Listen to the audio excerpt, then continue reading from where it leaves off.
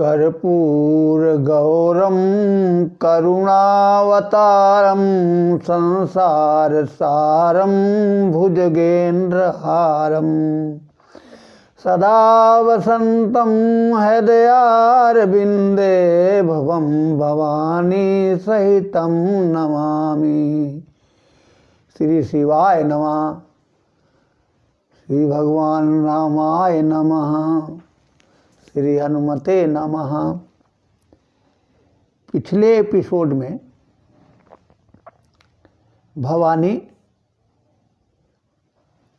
उमा शंकर जी से भगवान की राम कथा के विषय में पूछ रही हैं और 14 प्रश्न उन्होंने भगवान शंकर जी से पूछे। उसमें 8 प्रश्नों का तो उत्तर इस रामचरितमानस में है। इतने में ही ये पूरी रामायण बन गई। 6 प्रश्नों का उत्तर अनुत्तरित रह गया। वो कौन कौन से प्रश्न हैं उनका विवरण हम इस एपिसोड में दे रहे हैं। पार्वती जी ने शंकर जी से पहला प्रश्न पूछा कि प्रथम सो कारण कहाऊ विचारी, निर्गुण ब्रह्म सगुण बपुधारी। कि हे प्रभु, हमें ये बताइए कि निर्गुण ब्रह्म ने सगुण रूप क्यों धारण किया। फिर दूसरा प्रश्न पूछा कि पुण्य प्रभु कहाऊ राम अवतारा, बाल चरित पुण्य कहाऊ उदारा। तीसरे प्रश्न में बाल चरित्र पूछा।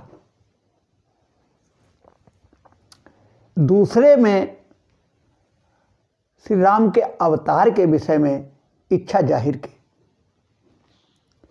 फिर चौथा प्रश्न फिर किया, कहाऊ जथा जानकी विवाही। और 5वें प्रश्न में राज तजा सो दूषण काहि। छठा प्रश्न, वनवसिकी ने चरित अपारा। 7वां, कहाऊ नाथ जिमि रामन मारा। 8वां प्रश्न, राज बैठकी नी बहुलीला, सकल कहाऊ शंकर सुखशीला। इन 8 प्रश्नों का उत्तर भगवान शंकर ने दिया।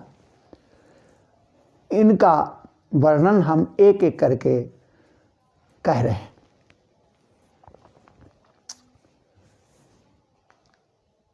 पार्वती जी ने के पूछे गए प्रश्नों को जब शंकर जी ने सुना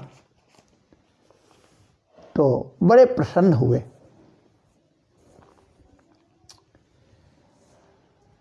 और कहा कि धन्य धन्य गिरिराज कुमारी, तुम समान नहीं को उपकारी। हे गिरिराज कुमारी पार्वती जी, तुम धन्य हो। तुम्हारे समान इस संसार का उपकार करने वाला कोई दूसरा नहीं। पार्वती जी ने कहा, प्रभु क्यों? तो शंकर भगवान कहते हैं कि पूछे रघुपति कथा प्रसंगा, सकल लोक जग पावनी गंगा। काले तुमने भगवान राम की कथा का प्रसंग पूछा है। अब ये कथा इस संसार को पावन करने वाली गंगा है। और सुनो उमा, राम कथा सुंदर कर तारी, संशय विहग उड़ावन हारी।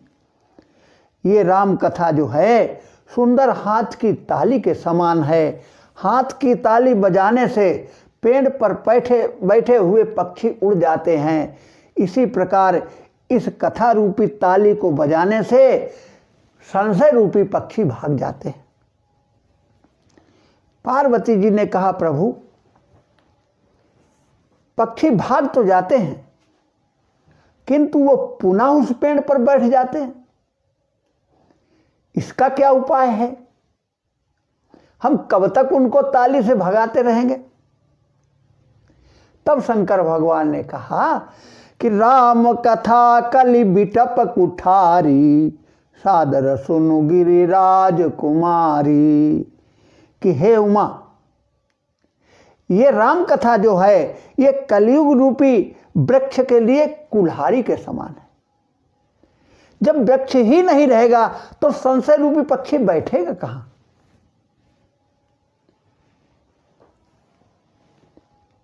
शंकर जी ने आगे कहना प्रारंभ किया कि वो ब्रह्म कैसा है कि जासु कृपा अस भ्रम मिट जाई, गिरजा सोई कृपाल रघुराई। कि हे गिरजा, जिसकी कथा सुनने से हमारे मन के सभी भ्रम मिट जाते हैं, वही कृपालु भगवान राम है।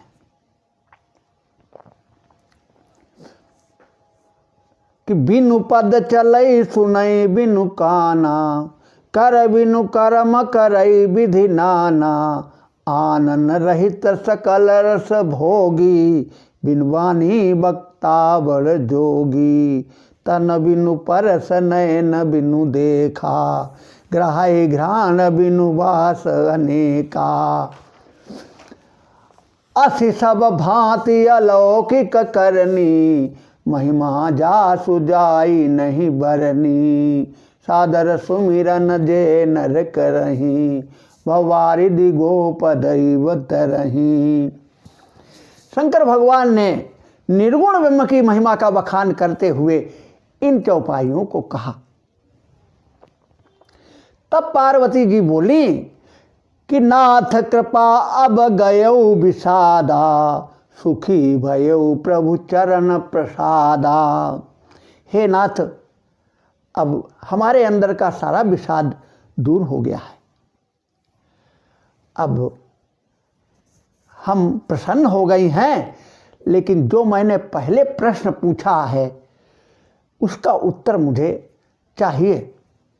प्रथम जो मैं पूछा सोई कहाऊ, जो मोह पर प्रसन्न प्रभु आऊ। नाथ धरेऊ नर तन कही हेतु, मुझ समुझाई कहाऊ भ्रस केतु। जब भगवान शंकर ने उमा के इन वचनों को सुना तो राम के चरित्र उनके हृदय में उमड़ पड़े और वो कहने लगे कि हे उमा,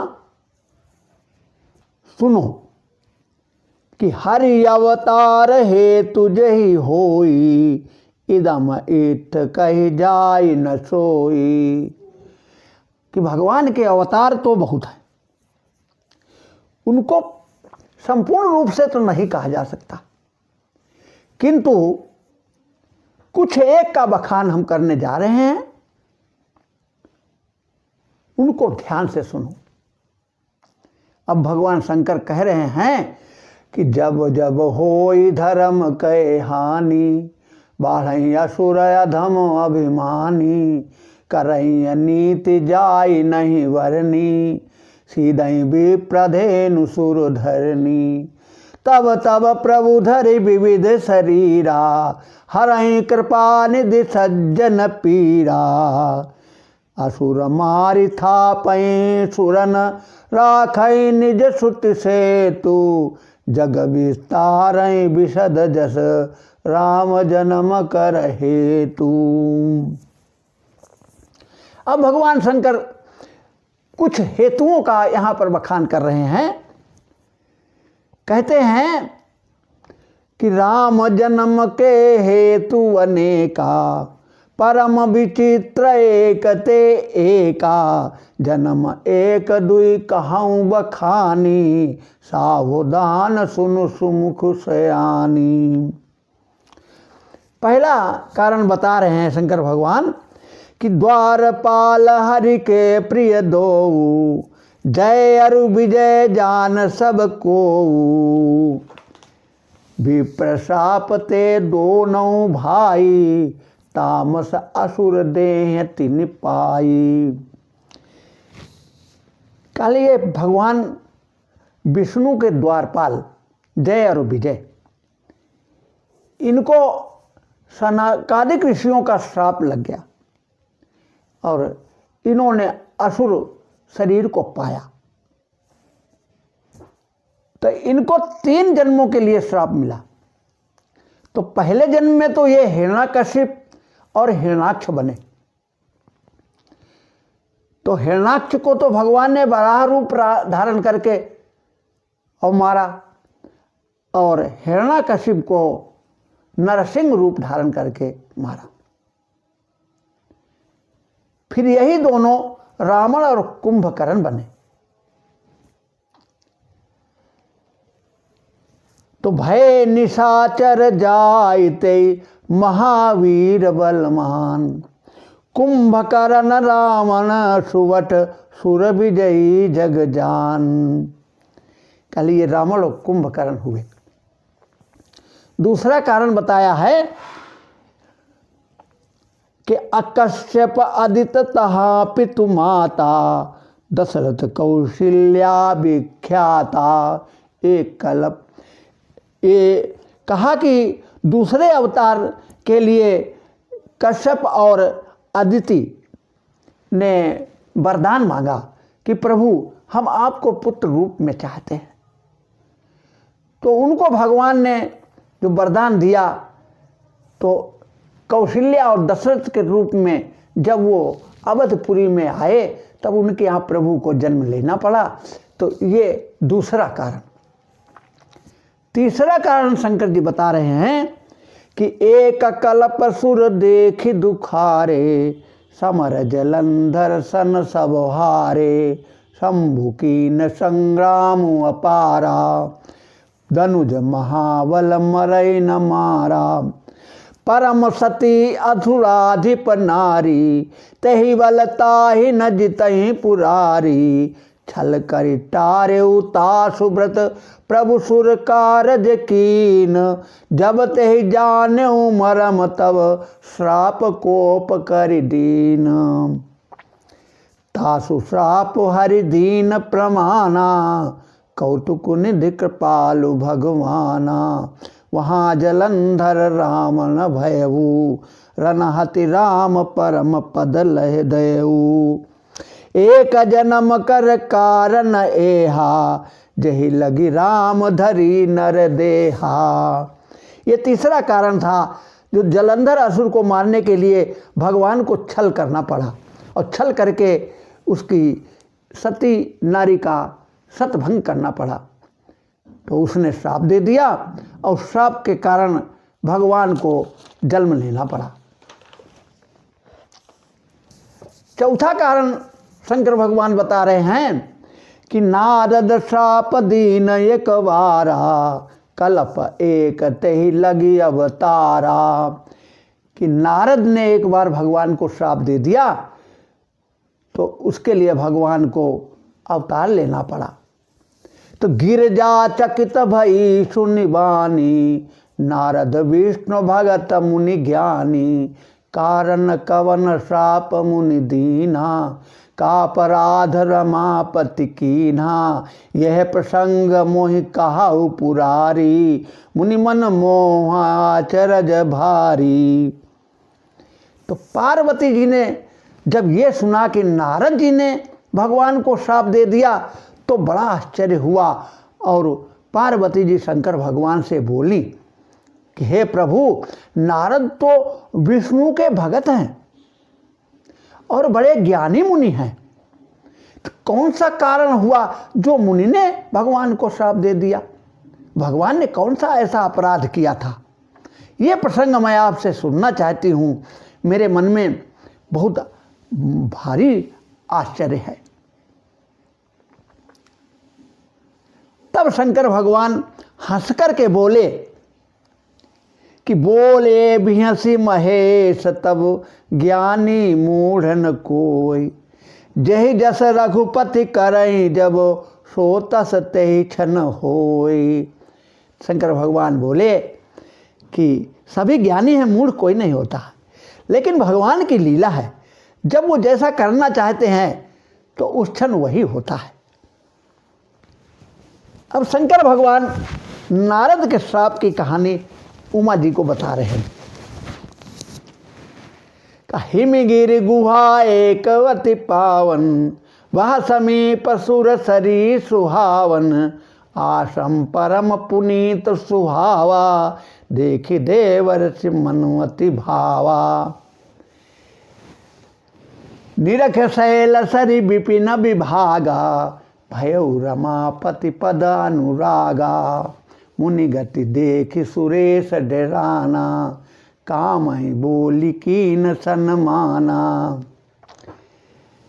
नारद जी हिमालय की गुफा में जाकर के तप करने लगे, और उस तप को देख करके इंद्र जो है वो डर गया। इंद्र के मन में आया कि कहीं नारद हमारे सुरलोक को तो नहीं चाहते, तो उसने कामदेव को बुलाया और कामदेव का बड़ा सम्मान किया और कहा कि सहित सहाय जाओ मम हेतु, चले हर से ही जलचर केतु। और कामदेव को नारद के पास भेज दिया और कहा इनकी समाधि को भंग कीजिए। तो तही आश्रम मदन जब गयऊ, निज माया बसंत निर्मयऊ, चली सुहावन तिविधि बयारी, काम कसानु बढ़ावन हारी।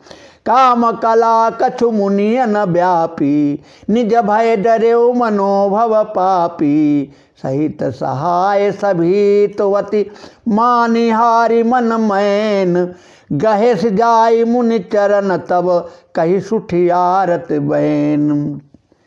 कामदेव ने अपनी सभी कलाएं नारद पर चलाई, लेकिन कोई कला उसकी नारद के तप को डिगा नहीं सकी।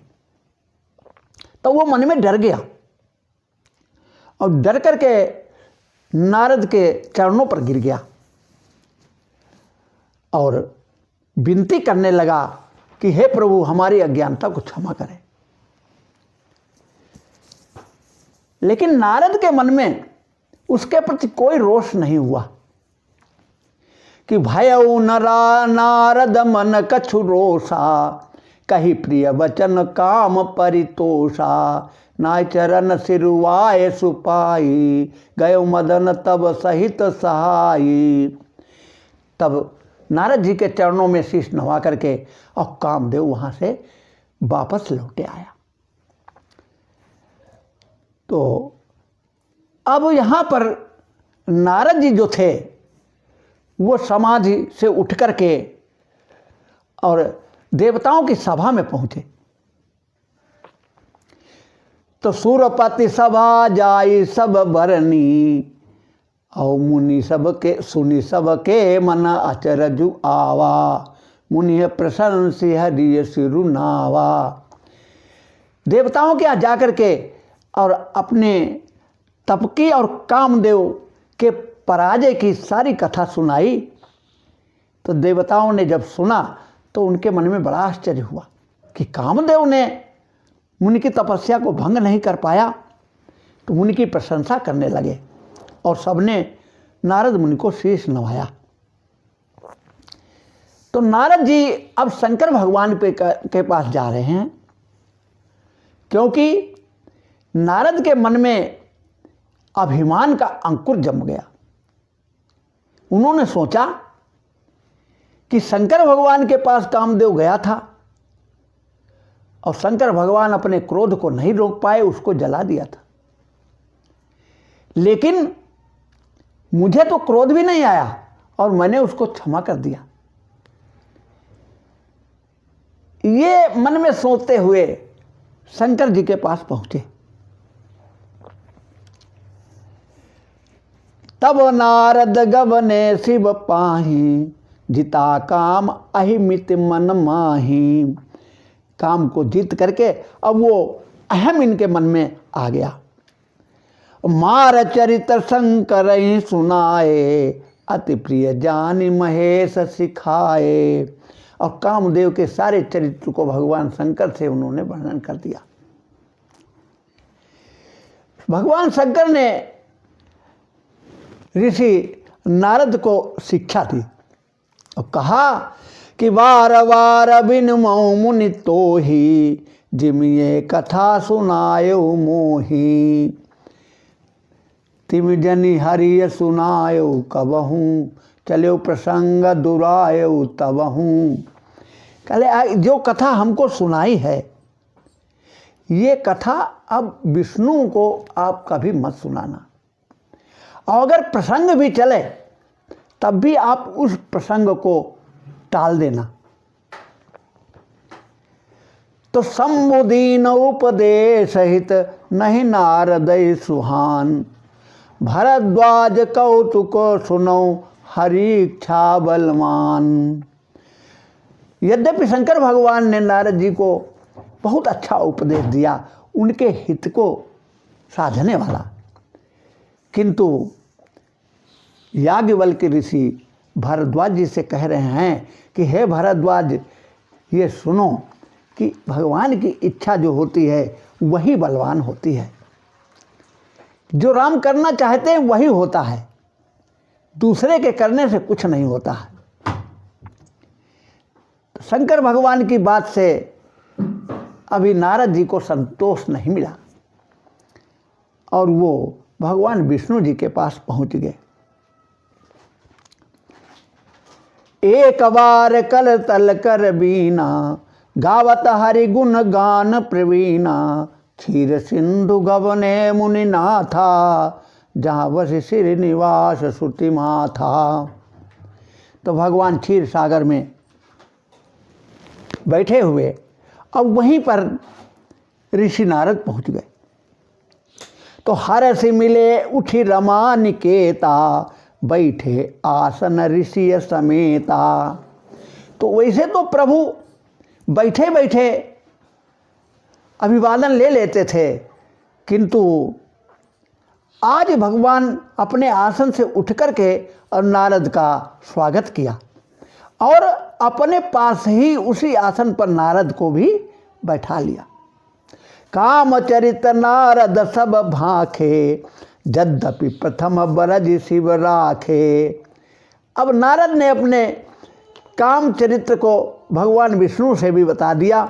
यद्यपि शंकर भगवान ने पहले उनको मना किया था, किंतु नारद जी नहीं माने और उन्होंने अपनी सारी करनी को भगवान विष्णु से कह दिया।